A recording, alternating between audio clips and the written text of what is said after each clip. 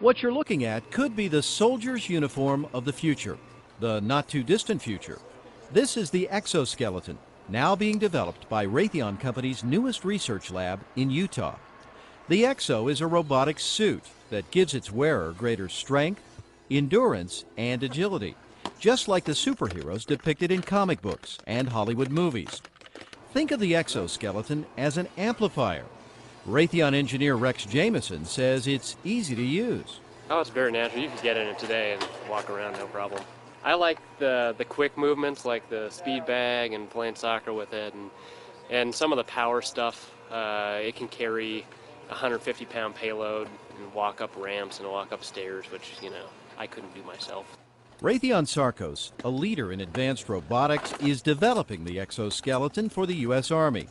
The suit is a combination of sensors, actuators, and controllers, all packaged in this futuristic design.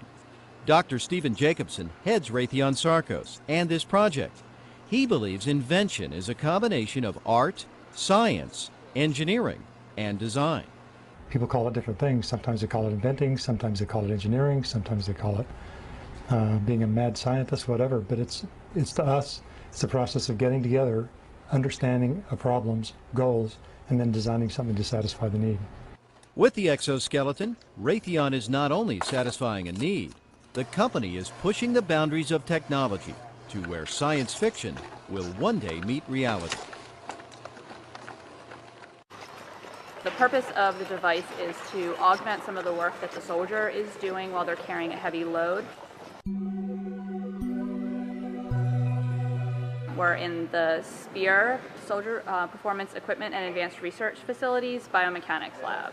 So what you saw today was an evaluation of a prototype device that was developed by the Harvard Wyss Institute team for the DARPA Warrior Web program.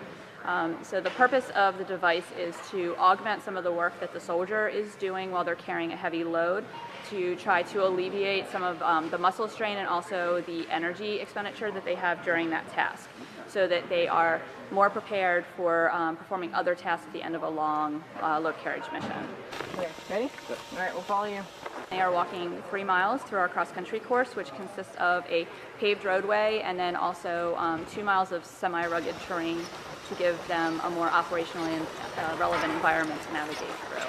The tests that we're doing here are to evaluate the performance of the system, so determining whether or not it actually does reduce energy expenditure or if it helps them walk faster during the load carriage task.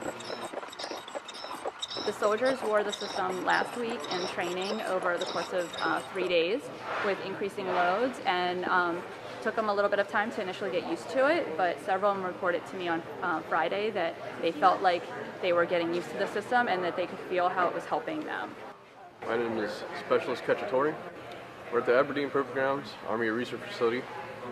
Well, we saw me conducting assay trials for the mechanical suit that's supposed to help people rock and prevent muscular scoliosis. It's like a rubber band. When you can feel the tension, but when you take a step, it helps pull your leg up and helps relieve tension off the muscle. Usually when you don't wear the machine, you feel all that way on your muscles, and so there's a little bit of difference there. I'm not about sure about performance, but I think medically it could help a lot of soldiers out, prevent muscle tears and other future injuries that has to do with like heavy lifting, rucking. I think it could help them medically. They've been working on the development of this particular device for about 3 years now. So this is the first time they've brought this version of the system to us for testing. And then they'll be returning again in October, and they'll be doing the same protocol but with an extra lap of the course. So we'll be doing 6 miles total. So was that a comfortable pace for you at the very beginning? Oh, yes, sir. Where we were all kind of running to keep up? Yes, sir. That's my normal ruck pace, yes.